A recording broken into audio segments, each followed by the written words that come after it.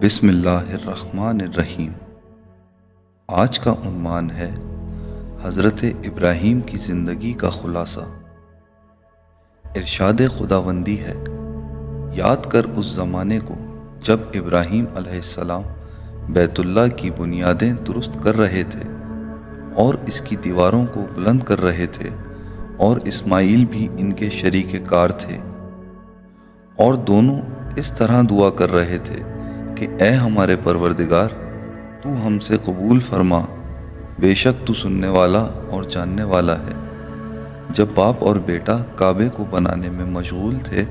اور بیت اللہ کی دیواروں کو بلند کر رہے تھے اور دونوں بارگاہ خداوندی میں دعا کر رہے تھے، کس قدر ان کا خدا سے ربط تھا اور گفت و شنید میں کس قدر لذت تھی، خدا ہی جانتا ہے۔ قرآن ان کی دعا کو بیان کرتا ہے، اے ہمارے پروردگار، ہم دونوں کو اپنے لیے مسلم قرار دے اور ہماری ذریت میں سے ایک مسلم جماعت قرار دے۔ پہلے یہ جاننا ضروری ہے کہ جس اسلام کا حضرت ابراہیم یہاں تقاضا کر رہے تھے وہ کون سا اسلام ہے؟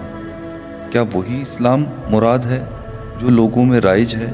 کہ صرف شہادتین کا زبان سے اقرار کرنے سے انسان مسلمان ہو جاتا ہے؟ کیا حضرت ابراہیم اس اسلام کو چاہ رہے تھے اور اس کی تمنا کر رہے تھے؟ در حالانکہ حضرت ابراہیم علیہ السلام اولی العزم پیغمبر ہیں اور صاحب شریعت و کتاب ہیں، اور یہ تقاضا اللہ کے نبی نے بچپن یا اول بلوغ یا رسالت کے ابتدائی ایام میں نہیں کیا، بلکہ اس وقت اللہ سے اس اسلام کا تقاضا کیا جب وہ بوڑھے ہو چکے تھے اور 100 سال یا 170 سال زندگی گزار چکے تھے۔ 24 امتحانات دیے اور درجہ امامت پر فائز ہوئے، جو کہ نبوت کے درجے سے بالا تر درجہ ہے۔ ان 24 امتحانات میں ایک امتحان اپنے بیٹے اسماعیل کو ذبح کرنے کا بھی تھا، وہ امتحان جو اللہ کے نبی نے سرزمین بابل پر دیا اور بتوں کو توڑا اور پھر منجنیق کے ذریعے آگ میں پھینکے گئے، پھر اردن اور فلسطین کی طرف جلا وطن کر دیے گئے، وہاں کئی سال تک توحید کی تبلیغ کی اور اپنے بھتیجے یا بھانجے حضرت لوط علیہ السلام کو اپنا نمائندہ بنا کر بھیجا۔ اس کے بعد حضرت سارہ کی طرف سے تکالیف اٹھائیں، کیونکہ حضرت سارہ کے ہاں کوئی اولاد نہ تھی، اور بابل کے بادشاہ نے ہاجرہ، جو کہ خوبصورت لڑکی تھی، حضرت سارہ کو کنیزی کے طور پر بخش دی تھی، اور حضرت سارہ نے یہ کنیز اپنے شوہر کو بخش دی تھی۔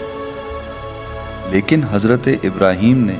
اپنی بیوی سارہ کے احترام کو سامنے رکھتے ہوئے اس کنیز سے اولاد کے لیے مباشرت نہ کی۔ چونکہ حضرت ابراہیم بوڑھے تھے اور کوئی اولاد بھی نہ تھی، اور ساتھ ہی حضرت سارہ ان کی خالہ کی لڑکی تھی، جب حضرت سارہ نے دیکھا کہ ان کے شوہر بوڑھے ہو چکے ہیں اور ان کی کوئی اولاد بھی نہیں ہے، تو حضرت ابراہیم کو ہاجرہ سے مباشرت کی اجازت دے دی۔ بس خداوند عالم نے حضرت ابراہیم کو ہاجرہ سے ایک بیٹا دے دیا جس کا نام اسماعیل علیہ السلام تھا۔ چونکہ حضرت سارہ بوڑھی تھی اور سر کے بال سفید اور کمر جھکی ہوئی تھی، تو جب یہ بچہ دنیا میں آیا تو حضرت سارہ پریشان ہوئی۔ حضرت ابراہیم اور حضرت سارہ کے درمیان جو باتیں ہوئیں، اس کا نتیجہ یہ ہوا کہ حضرت ابراہیم علیہ السلام جناب ہاجرہ اور ان کے بیٹے کو لے کر فلسطین سے چل پڑے اور ان کو حجاز کے بیابان کے درمیان لا کر چھوڑ دیا اور خود واپس چلے گئے۔ سال میں 1 یا 2 بار ان کی حالت معلوم کرنے کے لیے وہاں جاتے، یہاں تک کہ حضرت اسماعیل علیہ السلام بڑے ہو گئے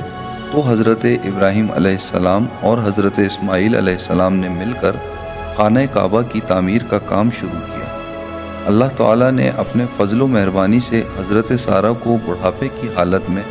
بیٹا عنایت فرمایا۔ جب حضرت جبرائیل علیہ السلام دوسرے فرشتوں کے ہمراہ قوم لوط کو عذاب دینے کے لیے چلے تو حضرت ابراہیم علیہ السلام کے خیمے میں آئے اور حضرت علیہ السلام کو بشارت دی کہ عنقریب اللہ تعالیٰ آپ کو سارہ کے شکم سے فرزند عنایت فرمائے گا۔ جب حضرت سارہ نے اس واقعے کو سنا تو فریاد بلند کی، ہائے افسوس، میں کس طرح صاحب اولاد ہوں گی، حالانکہ میں بانجھ ہو چکی ہوں، میری کمر جھک گئی ہے، بال سفید ہو چکے ہیں اور میرا شوہر بھی بوڑھا ہو چکا ہے، اب ہمارے نصیب میں اولاد نہیں۔ ملائکہ نے کہا، یہ خدا کا کام ہے اور بس، اس کی ذات رحیم و کریم ہے۔ بس خداوند عالم نے حضرت ابراہیم علیہ السلام کو سارہ کے شکم سے بیٹا عنایت فرمایا جس کا نام اسحاق علیہ السلام تھا۔ یہ سب امتحانات حضرت ابراہیم علیہ السلام کے تھے، یہاں تک کہ جب وہ مکہ آئے، حج و منی اور بیٹے کے ذبح کرنے اور خانہ کعبہ کی تعمیر کا واقعہ پیش آیا۔ اس وقت خدا کے مقرب دونوں پیغمبروں نے بارگاہ خالق میں دعا کی، اے پروردگار، ہمیں اپنا مسلمان قرار دے۔ یہ کون سا اسلام ہے؟ یہ اسلام اعظم ہے،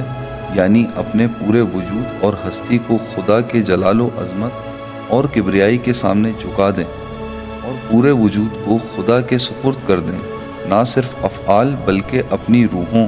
اپنے اخلاق، ایمان، تمام عمر، وجود، موت و حیات، سب کچھ خدا کے سپرد کر دیں۔ حضرت ابراہیم علیہ السلام نے اپنا سب کچھ خدا کے حوالے کر دیا۔ سب کچھ خدا کے سپرد کرنے کے بعد بارگاہ خداوندی میں عرض کیا، اے میرے پروردگار، میرے پاس صرف ایک چیز باقی رہ گئی ہے، وہ اصل وجود ہے، اس کو بھی میں تیرے سپرد کر رہا ہوں کہ تیری ذات کے مقابلے میں کچھ نہیں۔